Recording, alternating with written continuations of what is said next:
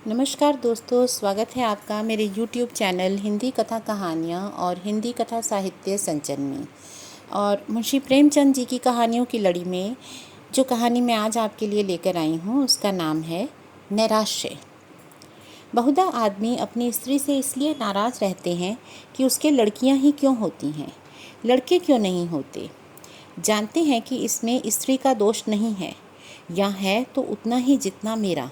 फिर भी जब देखिए स्त्री से रूठे रहते हैं, उसे अभागिनी कहते हैं और सदैव उसका दिल दुखाया करते हैं। निरुपमा उन्हीं अभागिनी स्त्रियों में से थी और घमंडी लाल त्रिपाठी उन्हीं अत्याचारी पुरुषों में से। निरुपमा की 3 बेटियां लगातार हुई थी और वह सारे घर की निगाहों में गिर गई थी। सास ससुर की अप्रसन्नता की उसे विशेष चिंता न थी। वह पुराने ज़माने के लोग थे जब लड़कियां गर्दन का बोझ और पूर्व जन्मों का पाप समझी जाती थी। हाँ, उसे दुख अपने पतिदेव की अप्रसन्नता तक का था, जो पढ़े लिखे आदमी होकर भी उसे जली कटी सुनाते थे। प्यार करना तो दूर रहा, निरुपमा से सीधी बात भी ना करते थे। कई कई दिनों तक घर में ना आते, और आते तो कुछ इस तरह से खिंचे तने हुए रहते कि निरुपमा थर थर काँपती रहती थी, कहीं गरज ना उठे। घर में धन का अभाव न था, पर निरुपमा को कभी यह साहस ना होता था कि किसी सामान्य वस्तु की भी इच्छा प्रकट कर सके। वह समझती थी मैं यथार्थ में अभागिनी हूँ, नहीं तो भगवान मेरी कोख में लड़कियाँ ही रचते। पति की एक मृदु मुस्कान के लिए, एक मीठी बात के लिए उसका हृदय तड़प कर रह जाता था। यहाँ तक कि वह अपनी लड़कियों को प्यार करते हुए भी सकुचाती थी कि लोग क्या कहेंगे, पीतल की नथ पर इतना गुमान करती है। जब त्रिपाठी जी के घर में आने का समय होता तो किसी न किसी बहाने से वह लड़कियों को उनकी आंखों से दूर कर देती थी। सबसे बड़ी विपत्ति यह थी कि त्रिपाठी जी ने धमकी दी थी, अब की कन्या हुई तो घर छोड़कर निकल जाऊंगा, इस नर्क में क्षण भर भी न ठहरूंगा। और निरुपमा को यही चिंता और भी खाई जाती थी। वह मंगल का व्रत रखती थी, रविवार, निर्जला एकादशी और ना जाने कितने व्रत करती थी। स्नान पूजा तो नित्य का नियम था, पर किसी अनुष्ठान से मनोकामना पूरी न होती थी।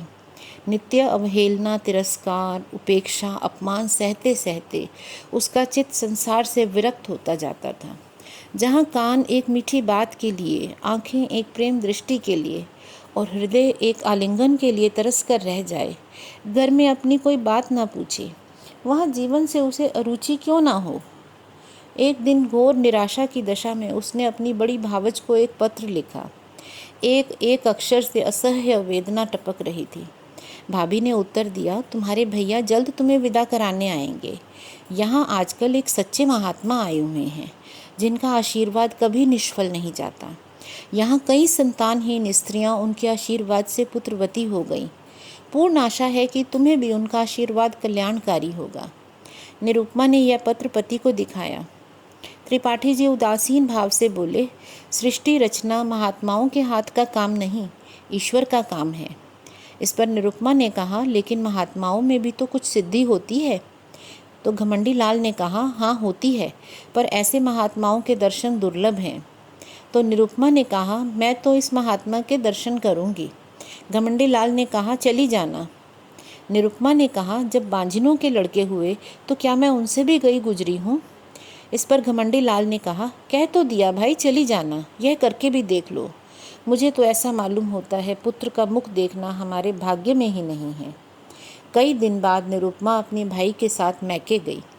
तीनों पुत्रियां भी साथ थीं। भाभी ने उन्हें प्रेम से गले लगाकर कहा, तुम्हारे घर के आदमी बड़े निर्दयी हैं, ऐसी गुलाब फूलों सी लड़कियों को पाकर भी तकदीर को रोते हैं। यह तुम्हें भारी हो तो मुझे दे दो। जब ननद और भावज भोजन करके लेटी तो निरुपमा ने पूछा, वह महात्मा कहाँ रहते हैं। भावज ने कहा, ऐसी जल्दी क्या है, बता दूंगी। निरुपमा ने कहा, है नज़दीक ही है ना। भावज ने कहा, बहुत नज़दीक रहते हैं, जब कहोगी उन्हें बुला दूंगी। तो निरुपमा ने कहा, क्या तुम लोगों पर बहुत प्रसन्न है। भावज ने कहा, दोनों वक्त यहीं भोजन करते हैं और यहीं रहते हैं। तो निरुपमा ने कहा, जब वैद्य घर में ही है तो फिर मुझे उनके दर्शन क्यों नहीं करा रही, आज मुझे उनके दर्शन करा दो। भावज ने कहा, भेंट क्या दोगी। निरुपमा ने कहा, मैं किस लायक हूँ। भावज ने कहा, अपनी सबसे छोटी लड़की दे देना। तो निरुपमा ने कहा, चलो गाली देती हो। भावच ने कहा, अच्छा यह ना सही, एक बार उन्हें प्रेम लिंगन करने देना। निरुपमा ने फिर कहा, भाभी गाली देती हो। तो भावच ने कहा, अच्छा यह ना सही, तो फिर कुछ और कहूँ क्या? तो निरुपमा ने कहा, भाभी मुझसे ऐसी हंसी करोगी तो मैं चली जाऊंगी। भावच ने कहा, वह महात्मा बड़े रसिया हैं। तो निरुपमा बोली, तो चूल्हे में जाएं, कोई दुष्ट होगा। भावच ने कहा, उनका आशीर्वाद तो इसी शर्त पर मिलेगा, वह और कोई भेंट स्वीकार नहीं करती। तो निरुपमा ने कहा, तुम तो यूँ बातें कर रही हो मानो उनकी प्रतिनिधि हो। भावच ने कहा, हाँ, वह सब यह विषय मेरे ही द्वारा तय किया करते हैं। मैं भेंट लेती हूँ, मैं ही आशीर्वाद देती हूँ और मैं ही उनके हितार्थ भोजन कर लेती हूँ। तो निरुपमा ने कहा, तो यह कहो कि तुमने मुझे बुलाने के लिए यह हीला निकाला था। भावच ने कहा, नहीं, उनके साथ ही तुम्हें कुछ और ऐसे गुर दूंगी जिससे तुम अपने घर आराम से रहना। इसके बाद दोनों सखियों में कानाफूसी होने लगी। जब भावच चुप हुई तो निरुपमा बोली, और जो कहीं फिर कन्या ही हो गई तो? भावच ने कहा, तो क्या हुआ, कुछ दिन तो शांति और सुख से जीवन कटेगा। यह दिन तो कोई लौटा न लेगा। पुत्र हुआ तो कहना ही क्या, पुत्री हुई तो फिर कोई नई युक्ति निकालेंगे। तुम्हारे घर के लोग तो जैसे अक्ल के दुश्मन हैं, उनके साथ ऐसी चालें चलनी ही पड़ेंगी। निरुपमा ने कहा, मुझे तो संकोच मालूम होता है। भावच ने कहा, त्रिपाठी जी को 2-4 दिन में पत्र लिख देना कि महात्मा जी के दर्शन हुए और उन्होंने मुझे वरदान दिया है। ईश्वर ने चाहा तो उसी दिन से तुम्हारी मान प्रतिष्ठा होने लगेगी। घमंडी दौड़े हुए आएंगे और तुम्हारे ऊपर प्राण निछावर करेंगे। कम से कम साल भर तो चैन की बंशी बजाना, उसके बाद देखी जाएगी। निरुपमा ने फिर कहा, पति से कपट करूं तो पाप न लगेगा। भावच ने कहा, ऐसे स्वार्थियों से कपट करना पुण्य है। 3-4 महीने के बाद निरुपमा अपने घर आई। घमंडी लाल उसे विदा कराने गए थे। सलहज ने महात्मा जी का रंग और भी चोखा कर दिया। बोली, ऐसा तो किसी को देखा नहीं कि इस महात्मा ने वरदान दिया हो और वह पूरा न हुआ हो। हाँ, जिसका भाग्य फूट जाए उसे क्या कह सकते हैं। घमंडी लाल प्रत्यक्ष तो वरदान और आशीर्वाद की उपेक्षा ही करते रहे। इन बातों पर विश्वास करना उन्हें संकोचजनक मालूम होता था, पर उनके दिल पर जरूर असर हुआ। निरुपमा की खातिरदारियां होनी शुरू हो गईं। जब वह गर्भवती हुई तो सबके दिलों में नई नई आशाएं हिलोरे लेने लगीं। सास जो उठते बैठते गाली देती थी, व्यंग्य से बात करती थी, अब उसे सिर पर हाथ फेरती हुई कहती, बेटी तुम रहने दो, मैं रसोई बना लूँगी, तुम्हारा सिर दुखने लगेगा। कभी निरुपमा कलसे का पानी या चारपाई उठाने लगती तो सास दौड़ती आती, बहू रहने दो, मैं आती हूँ, तुम कोई भारी चीज़ मत उठाया करो। लड़कियों की बात और होती है, उन पर किसी बात का असर नहीं होता। लड़के तो गर्भ में ही मान करने लगते हैं। अब निरुपमा के लिए दूध का भगोना भी उठाना मुश्किल था और उसको रोज़ दूध वगैरह पिलाया जाता जिससे बालक हृष्ट पुष्ट और गोरा हो। घमंडी वस्त्राभूषणों पर उतारू हो गए। हर महीने एक ना एक नई चीज़ लाते। निरुपमा का जीवन कभी भी इतना सुखमय ना था, उस समय भी नहीं जब वह नवेली नई बहू थी। महीने गुजरने लगे। निरुपमा को अनुभूत लक्षणों से विदित होने लगा कि यह कन्या ही है, पर वह इस भेद को गुप्त रखती थी। सोचती, सावन की धूप है, इसका क्या भरोसा, जितनी चीज़ धूप में सुखानी हो सुखा लो, फिर तो घटा छाएगी ही। बात बात पर बिगड़ती। वह कभी इतनी मानशीला न थी, पर घर में कोई चूं तक न करता कि कहीं बहू का दिल न दुखे, नहीं तो बालक को कष्ट होगा। कभी कभी निरुपमा केवल घर वालों को जलाने के लिए अनुष्ठान करती, उसे उन्हें जलाने में मज़ा आता था। वह सोचती, तुम स्वार्थियों को जितना जलाऊं उतना अच्छा। तुम मेरा आदर इसलिए करते हो ना कि बेटे को जनूंगी, तुम्हारे कुल का नाम चलेगा। मैं कुछ नहीं हूँ, बालक ही सब कुछ है। मेरा अपना कोई महत्व नहीं, जो कुछ है वह बालक के नाते। यह मेरे पति हैं, पहले इन्हें मुझसे कितना प्रेम था, तब इतने संसार लोलुप न हुए थे। अब इनका प्रेम केवल स्वार्थ का स्वांग है। मैं भी पशु हूँ जिसे दूध के लिए चारा पानी दिया जाता है। खैर यही सही, इस वक्त तो तुम मेरे काबू में हो। जितने गहने बन सकते हैं बनवा लूँगी, इन्हें तो छीन न लोगे। इस तरह 10 महीने गुजर गए। निरुपमा की दोनों नंदे ससुराल से बुलाई गईं। बच्चे के लिए पहले ही सोने के गहने बनवा लिए गए। दूध के लिए एक सुंदर दुधारू गाय मोल ले ली गई। घमंडी लाल उसे हवा खिलाने के लिए छोटी सी सेज गाड़ी लाए। जिस दिन निरुपमा को प्रसव वेदना होने लगी, द्वार पर पंडित जी मुहूर्त देखने के लिए बुलाए गए। एक मीर शिकार बंदूक छोड़ने के लिए बुलाया गया। गायें मंगल गान के लिए बटोर ली गई। घर से तिल तिल की खबर मंगाई जाती थी। क्या हुआ? लेडी डॉक्टर भी बुलाई गई। बाजे वाले हुक्म का इंतजार में बैठे थे। पामर भी अपनी सारंगी लिए जच्चा मान करे नंदलाल सो की तान सुनाने को तैयार थे। सारी तैयारियां, सारी आशाएं, सारा उत्साह समारोह एक ही शब्द पर अवलंबित था। ज्यों-ज्यों देर होती जाती थी, लोगों में उत्सुकता बढ़ती जाती थी। घमंडी लाल अपने मनोभावों को छिपाने के लिए एक समाचार पत्र देख रहे थे, मानो उनके लिए लड़का और लड़की दोनों बराबर हैं। मगर उनके बूढ़े पिताजी इतने सावधान न थे। उनकी बाँछें खिली जाती थीं। हंस हंस कर सबसे बात कर रहे थे और पैसों की एक थैली को बार बार उछालते थे। मीर शिकार ने कहा, मालिक से अब की पगड़ी दुपट्टा लूँगा। पिताजी ने खिलकर कहा, अबे कितनी पगड़ियाँ लेगा? इतनी बेभाव की दूंगा कि सर के बाल गंजे हो जाएंगे। पामर बोला, अब की कुछ जीविका लूँ? तो पिताजी खिलकर बोले, अबे कितनी खाएगा? खिला खिला कर पेट फाड़ दूंगा। सहसा मेहरी घर में से निकली, कुछ घबराई हुई सी थी। वह अभी कुछ बोलने भी न पाई थी कि मीर शिकार ने बंदूक कस ली। बंदूक छूटनी ही थी कि रोशन चौके की तान भी छिड़ गई। पामर भी कमर कसकर नाचने को तैयार हो गया। मेहरी ने कहा, अरे तुम सबके सब भंग खाए हो क्या? मीर शिकार ने कहा, क्या हुआ?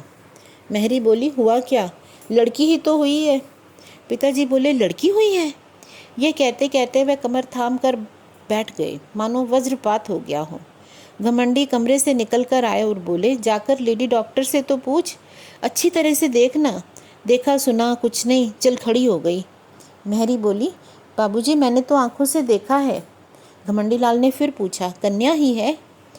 पिता ने कहा, हमारी तकदीर ही ऐसी है बेटा। जाओ रे सब के सब, तुम सभी के भाग्य में कुछ पाना ना लिखा था जो कहाँ से पाते, भाग जाओ।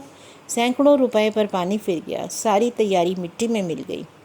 घमंडी लाल बोला, इस महात्मा से पूछना चाहिए, मैं आज जरा डॉक से इसकी खबर लेता हूँ। पिता बोला, धूर्त है धूर्त। तो घमंडी लाल ने कहा, मैं उसकी सारी धूर्तता निकाल दूंगा। मारे डंडों के इसकी खोपड़ी न तोड़ दी तो कहना, चांडाल कहीं का। इसके कारण मेरे सैकड़ों रुपए पर पानी फिर गया। यह सेज गाड़ी, ये गाय, ये पलना, ये सोने के गहने किसके सिर पर पटकूं? ऐसे ही उसने कितनों को ठगा होगा। एक दफ़ा बच्चों की मरम्मत हो जाती तो ठीक हो जाता। इस पर पिताजी ने कहा, बेटा उसका दोष नहीं, अपने भाग्य का दोष है। घमंडी लाल ने फिर कहा, उसने क्यों कहा कि ऐसा ना होगा? औरतों से इस पखंड के कितने ही रुपए ऐंठे होंगे। यह सब उसे उगलना पड़ेगा, नहीं तो पुलिस में रपट कर दूंगा। कानून में पखंड का भी तो दंड है। मैं तो पहले ही चौंका था कि होना हो पखंडी हो, लेकिन मेरी सहलज ने धोखा दिया, नहीं तो मैं ऐसे पाजियों के पंजे में कभी ना आता। एक ही सुअर है ये। इस पर पिताजी बोले, बेटा सब्र करो, ईश्वर को जो मंजूर था वह हुआ। लड़का लड़की दोनों ईश्वर की देन है, जहाँ तीन हैं वहाँ एक और सही। पिता और पुत्र में यह बातें होती रहीं। पामर, मीर शिकार आदि ने अपने अपने डंडे संभाले और अपने अपने रास्ते चले गए। घर में मातम छा गया। लेडी डॉक्टर भी विदा हो गई। सौर में जच्चा और दाई के सिवा कोई और न था। वृद्धा माता तो इतनी हताश हुई कि उसी वक्त अटवास खटवास लेकर पड़ रही। जब लड़के की बरही हो गई तो घमंडी लाल स्त्री के पास आए और सरोष भाव से बोले, फिर लड़की हो गई। निरुपमा ने कहा, क्या करूं, मेरा क्या बस। घमंडी लाल ने कहा, उस पापी धूर्त ने बड़ा चकमा दिया। निरुपमा बोली, अब क्या कहें, मेरे भाग्य में ही ना होगा, नहीं तो वहाँ कितनी ही औरतें बाबा जी को दिन रात घेरे रहती थीं। वह किसी से कुछ ना लेते थे, कोई देती भी तो कहते थे कि कसम ले लो जो मैंने एक कौड़ी भी ली हो। इस पर उसने अपने पति को भी कहा कि वह धूर्त थे, लेकिन मैंने उन्हें एक कौड़ी भी ना दी थी। घमंडी लाल बोला, उसने दिया लिया या ना लिया, यहाँ तो दिवाला निकल गया। मालूम हो गया तकदीर में पुत्र नहीं लिखा। कुल का नाम डूबना ही है तो क्या आज डूबा, क्या 10 साल बाद डूबा। अब कहीं चला जाऊंगा, गृहस्थी में कौन सा सुख रखा है। वह बहुत देर तक खड़े खड़े अपने भाग्य को रोते रहे, पर निरुपमा ने सिर न उठाया। निरुपमा के सिर फिर वही विपत्ति आ पड़ी, फिर वही ताने, वही अपमान, वही अनादर, वही छिछालेदार। किसी को चिंता न रहती खाती पीती है या नहीं, अच्छी है कि बीमार है, दुखी है कि सुखी है। घमंडी लाल यद्यपि कहीं न गए, पर निरुपमा को यही धमकी प्रातः नित्य मिलती रहती थी। कई महीने यूं ही गुजर गए तो निरुपमा ने फिर भावज को लिखा, तुमने तो मुझे और विपत्ति में डाल दिया। इससे तो पहले ही भली थी। अब तो कोई बात भी न पूछता कि मरती हूँ या जीती हूँ।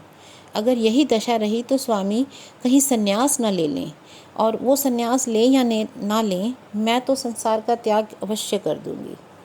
भाभी यह पत्र पाकर परिस्थिति समझ गई। अब कि उसने निरुपमा को बुलाया नहीं, जानती थी कि लोग विदा ही ना करेंगे। पति को लेकर स्वयं आ पहुंची। उसका नाम सुकेशी था। बड़ी मिलनसार, चतुर, विनोदशील स्त्री थी। आते ही निरुपमा की गोद में कन्या देखी तो बोली, अरे यह क्या? सास बोली, भाग्य है और क्या। सुकेशी ने कहा, भाग्य कैसा? इसने महात्मा जी की बातें भुला दी होंगी। ऐसा तो हो ही नहीं सकता कि मुंह से जो कुछ कह दे मैं ना हो। क्यों जी, तुमने मंगल का व्रत रखा था? निरुपमा ने कहा, बराबर एक व्रत भी ना छोड़ा। फिर सुकेशी ने कहा, 5 ब्राह्मणों को मंगल के दिन भोजन कराती रही? निरुपमा ने कहा, यह तो उन्होंने नहीं कहा था। सुकेशी ने कहा, तुम्हारा सिर। मुझे खूब याद है, मेरे सामने उन्होंने जोर देकर कहा था। तुमने सोचा होगा ब्राह्मणों को भोजन कराने से क्या होता है। यह भी ना समझी कि कोई अनुष्ठान सफल नहीं होता जब तक विधिवत उसका पालन न किया जाए। इस पर सास बोली, इसने कभी चर्चा ही नहीं की, नहीं तो 5 क्या 10-10 ब्राह्मणों को जिमा देती। तुम्हारे धर्म से कुछ कमी नहीं है। सुकेशी बोली, कुछ नहीं, भूल हो गई और क्या। रानी, बेटे का मुंह यूं देखना नसीब नहीं होता, बड़े बड़े जप तप करने पड़ते हैं। तुम मंगल के व्रत से ही घबरा गई। इस पर सास बोली, अभागिनी है और क्या। घमंडी लाल बोले, ऐसी कौन सी बड़ी बात है जो याद न रही। यह हम लोगों को जलाना चाहती है। सास ने कहा, वही तो कहूँ कि महात्मा की बात कैसे निष्फल हुई। यहाँ 7 बरसों से तुलसी माई को दिया चढ़ाया, तब जाके बच्चे का जन्म हुआ। घमंडी लाल ने कहा, इन्होंने समझा था दाल भात का कौर है। सुकेशी ने कहा, खैर अब जो हुआ सो हुआ, कल मंगल है, फिर व्रत रखो और अब की 7 ब्राह्मणों को जिमाओ। देखें कैसे महात्मा जी की बात पूरी नहीं होती। घमंडी लाल ने कहा, व्यर्थ है, इनके किए कुछ ना होगा। सुकेशी ने कहा, बाबूजी आप विद्वान समझदार होकर इतना छोटा दिल रखते हैं। अभी आपकी उम्र ही क्या है। कितने पुत्र लीजिएगा, नाको दम ना हो जाए तो कहिएगा। इस पर सास बोली, बेटी दूध पूत से भी किसी का मन भरा है। तो सुकेशी ने कहा, ईश्वर ने चाहा तो आप लोगों का मन भर जाएगा, मेरा तो भर गया। घमंडी लाल बोले, सुनती हो महारानी, अब की कोई गोल मटोल मत करना, अपनी भाभी से सब ब्यौरा अच्छे से पूछ लो। सुकेशी ने कहा, आप निश्चिंत रहें, मैं याद करा दूंगी क्या भोजन करना होगा, कैसे रहना होगा, कैसे स्नान करना होगा, यह सब लिखा दूंगी। और अम्मा जी, आज से 18 मास बाद आपसे कोई भारी इनाम लूँगी। सुकेशी वहाँ 1 सप्ताह रही और निरुपमा को खूब सिखा पढ़ाकर चली गई। निरुपमा का इकबाल फिर से चमका। घमंडी लाल अब की इतने आश्वस्त थे और सास फिर उसे पान की भांति फेरने लगी। लोग उसका मुंह जोहने लगे। दिन गुजरने लगे। निरुपमा कभी कहती, अम्मा जी आज मैंने स्वप्न देखा कि एक वृद्ध स्त्री ने आकर मुझे पुकारा और नारियल देकर बोली, यह तुम्हें दिए देती हूँ। कभी कहती, अम्मा जी अब की ना जाने क्यों मेरे दिल में बड़ी बड़ी उमंगें पैदा हो रही हैं। जी चाहता है खूब गाना सुनूं, नदी में खूब स्नान करूं, हरदम नशा सा छाया रहता है। सास सुनकर मुस्कुराती और बोलती, बहू ये शुभ लक्षण है। निरुपमा चुपके चुपके से खजूर मंगाकर खाती और अपने असल नेत्रों से ताकते हुए घमंडी लाल से पूछती, मेरी आंखें लाल है क्या?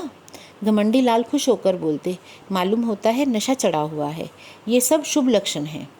निरुपमा को सुगंधों से कभी इतना प्रेम न था। फूलों के गजरों पर वह अब पर जान देती थी।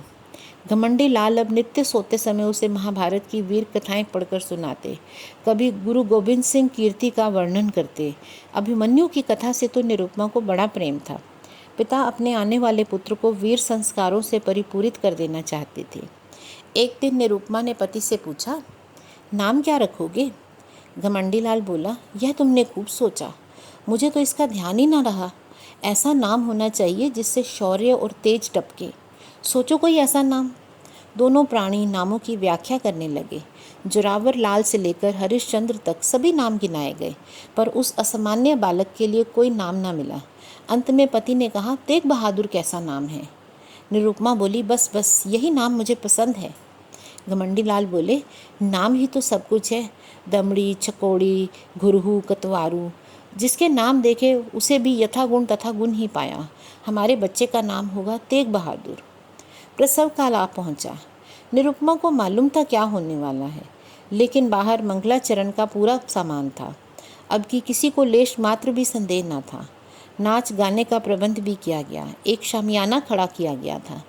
मित्रगण उसमें बैठे खुश गप्पा मार रहे थे। हलवाई कढ़ाई से पूड़ियाँ और मिठाइयाँ निकाल रहे थे। कई बोरे अनाज के रखे थे कि शुभ समाचार पाते ही भिक्षुओं को बांटे जाएं। एक क्षण का भी विलंब ना हो, इसलिए बोरों के मुंह खोल दिए गए थे। लेकिन निरुपमा का दिल प्रतिक्षण बैठा जा रहा था। अब क्या होगा? 3 साल किसी तरह कौशल से कट गए और मज़े में कट गए, लेकिन अब विपत्ति सिर पर मंडरा रही थी। हाय, निरपराध होने पर भी यही दंड। अगर भगवान की इच्छा है कि मेरे गर्भ में कोई पुत्र न जन्म ले तो मैं क्या करूं? मेरा क्या दोष? लेकिन कौन सुनता है? मैं ही अभागिनी हूँ, मैं ही त्याज्य हूँ, मैं ही कलमुही हूँ, इसीलिए ना कि परवश हूँ। क्या होगा? अभी एक क्षण में यह सारा आनंदोत्सव शोक में डूब जाएगा। मुझ पर बौछारें होने लगेंगी गालियों की। भीतर से बाहर तक सब मुझी को कोसेंगे। सास ससुर का भय नहीं, लेकिन स्वामी जी शायद मेरा मुंह न देखें, शायद निराश होकर घर बार त्याग दें। चारों तरफ अमंगल ही अमंगल है। मैं अपने घर की, अपनी संतान की दुर्दशा देखने के लिए क्यों जीवित हूँ? कौशल बहुत हो चुका, अब उससे कोई आशा नहीं। मेरे दिल में कैसे कैसे अरमान थे। अपनी बच्चियों का लालन पालन करती, उन्हें ब्याहती, उनके बच्चों को देखकर सुखी होती। पर आह, यह सब अरमान एक ही झोंक में मिट्टी में मिले जाते हैं। हे भगवान, तुम ही अब इनके पिता हो, तुम ही इनके रक्षक हो। मैं तो अब जाती हूँ। लेडी डॉक्टर ने कहा, वेल, फिर लड़की है। भीतर बाहर कोहराम मच गया। घमंडी लाल ने कहा, जहन्नुम में जाए ऐसी जिंदगी, मौत भी नहीं आ पाती। इस पर पिता भी बोले, अभागिनी है, वज्र अभागिनी। भिक्षुकों ने कहा, रोओ अपनी तकदीर को, हम तो कोई दूसरा द्वार देखते हैं। अभी यह शोका द्वार शांत भी न होने पाया था कि डॉक्टर ने कहा, माँ का हाल अच्छा नहीं है, वह अब बच नहीं सकती और उसका दिल बंद हो गया है। तो इस तरह से जो हमारे समाज में कुरीतियाँ फैली हैं, जिसके अनुसार पुत्र का होना ही हमारे परिवार को, हमारी पीढ़ी को आगे बढ़ाता है और किसी भी स्त्री पुरुष का जीवन सफल करता है, इस तरह के कुरीतियों के होते हुए एक और स्त्री मौत के द्वार पर पहुंच गई।